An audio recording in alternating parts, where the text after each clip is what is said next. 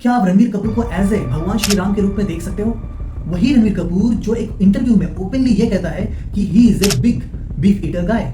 और यही है वो रणबीर कपूर जिसके साथ ड्रग की कंट्रोवर्सी जुड़ी हुई है। और अगर हम लोग जुड़े रहने की बात कर रहे हैं तो साई पल्लवी को कैसे छोड़ दे? सबका यही कहना है कि जो बंदी मतलब अपने इंडियन आर्मी को सपोर्ट नहीं कर पा रही है, जेनोसाइड और कैटल लिंचिंग के बीच में उसको कंपैरिजन समझ में नहीं आता है, वो माँ सीता का रोल कैसे करे?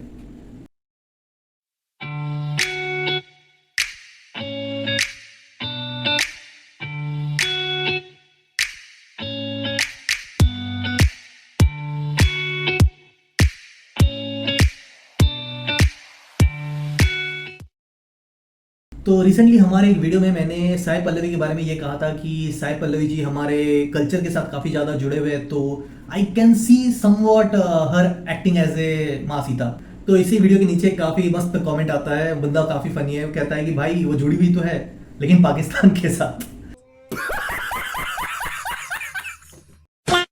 तो सीन बताता हूँ क्या हुआ है कि कुछ सालों पहले इनका एक काफ़ी मस्त कंट्रोवर्सी चल रहा था कि उन्होंने किसी तो इंटरव्यू या पॉडकास्ट में ये कह दिया कि देखो भाई, जो पाकिस्तानी लोग हैं ना वो इंडियन आर्मी को एज ए टेररिस्ट देखते हैं जिस तरह हम इंडियंस एज ए पाकिस्तानी को देखते हैं। तो इनका कहना है कि ये जो हमारे दो देशों के बीच में जो मसला चल रहा है ये बस नज़रिया का मसला है, इसके अलावा ये झूठ मूठ का वायलेंस करके क्या फ़ायदा। बेसिकली ये कहना चाहती है कि भाई देखो, ये वो लोग समझते हैं इंडियन आर्मी टेररिस्ट ग्रुप है, हम लोग समझते हैं वो लोग टेररिस्ट ग्रुप है, तो हम लोग पीस कर लेते हैं। भाई आदमी भड़क गए, सही बता रहा हूँ। एक्चुअली देखो, एक कहावत है ना, अगर आपको पूरी नॉलेज है नहीं तो आपको अपना मुंह बंद कर देना चाहिए। तो बस यही है कि जितने भी ये बात सुन के हमारे इंडियन ऑडियंस है वो तो भड़क गए। तो सीन हुआ क्या, वो अपने पुराने कंट्रोवर्सी के क्लैरिफिकेशन देने के लिए वो एक वीडियो रिलीज करती है। इंटरेस्टिंगली ये वीडियो भी एक कंट्रोवर्सी बन जाता है। सीन है कि वो ये जो कश्मीर में जो कश्मीरी पंडित के साथ जो जेनोसाइड हुआ था, जो उनको भागना पड़ा था, उनका बात करते करते उन्होंने कंपेयर कर दिया ये जो कैटल स्मगलर के जो लिंचिंग होते हैं उसके साथ। मतलब समझ रहे हो कहाँ जेनोसाइड और कहाँ ये कैटल लिंचिंग, मतलब दोनों के बीच में कोई संदर्भ आना ही नहीं चाहिए। बट वही कहना ना, जब बुरा वक्त जाता है तो कुछ भी बोलो बुरा ही होता है।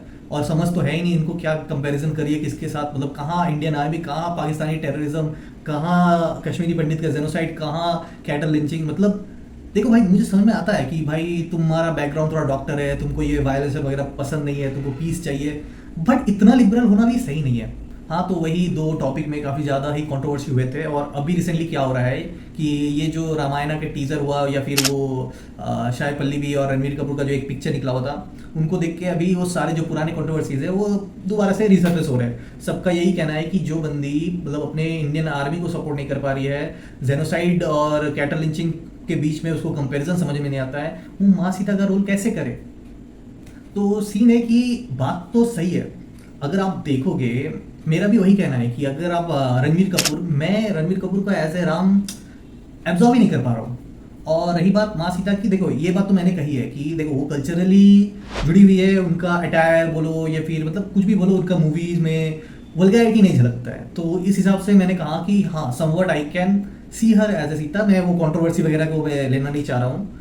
और गलती सबसे होती है तो मैं उसको बेनिफिट ऑफ डाउट दे दे रहा हूँ। ओके, पैसे तो इनको भी कमाने हैं, तो पैसे के लिए काम करें इंडस्ट्री में, तो चलो मैंने उसको छोड़ दिया। बट रणबीर कपूर का अभी रिसेंटली बहुत सारे उनके फैन बेस जो है वो ये कह रहे हैं कि भाई उन्होंने एक वीडियो निकाला जिसमें उन्हें कह रहा है कि जब से मैंने ये काम शुरू किया है मैंने मांस मछली खाना छोड़ दिया है, एक्सेट्रा, मेडिटेशन वगैरह कर रहा हूँ।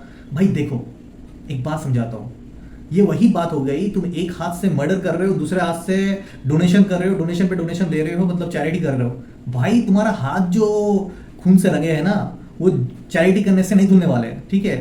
तो एनीवे, मैं भी क्या ही कहूँ, उसमें तो कुछ कहना नहीं है। जैसे रामानंद सागर और बी आर चोपड़ा जैसे तो अब रामायण आने वाली है नहीं, उनके जो कास्ट सिलेक्शन होते हैं वगैरह वगैरह वो तो होना पॉसिबल नहीं है। बेसिकली मैं कहना चाहता हूँ कि अगर आप कास्ट को देखो, अगर आप प्रोडक्शन को देखो, अगर आप VFX को देखो, 800 करोड़ के ऊपर बजट है इनका।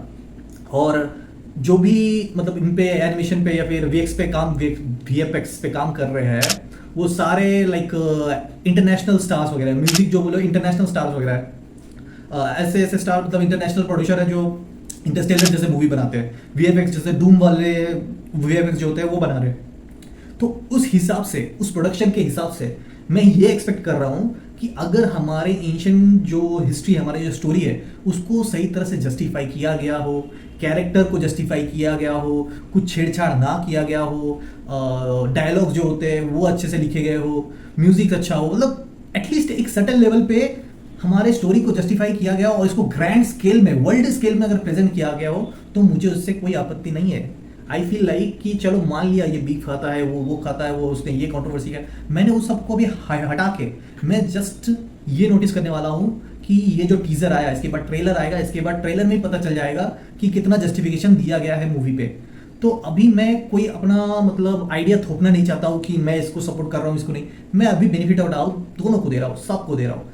अभी टीजर में हमें कुछ पता नहीं चलता है कि जिस तरह अगर आप आदि पुरुष को देखोगे, उनका डायलॉग, उनका मतलब रावण को भाई मॉडर्न जेंजी स्टाइल रावण बना दिया, मतलब राम के हाथों से रुद्राक्ष टूट रहा है, हनुमान जनों नहीं पहन रहा है, गाली गलौजी, मतलब क्या ही बोलेंगे, उसका डायलॉग तो मतलब गाली से भी बदतर है, क्या ही डायलॉग। कपड़ा तेरे बाप का, तेल तेरे बाप का, आग भी तेरे बाप की, और जलेबी भी तेरे बाप की।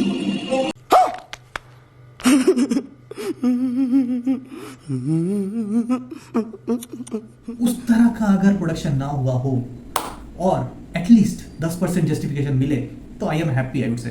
क्योंकि हमें थोड़ा मॉडर्नाइज भी होना चाहिए, क्योंकि अगर आप देखोगे, आप ऐसा एक्सपेक्ट नहीं कर सकते हो कि एज इट इज जो रामानंद सागर ने बनाया था वापस ये लोग भी बनाएंगे, ऐसा होना पॉसिबल नहीं है।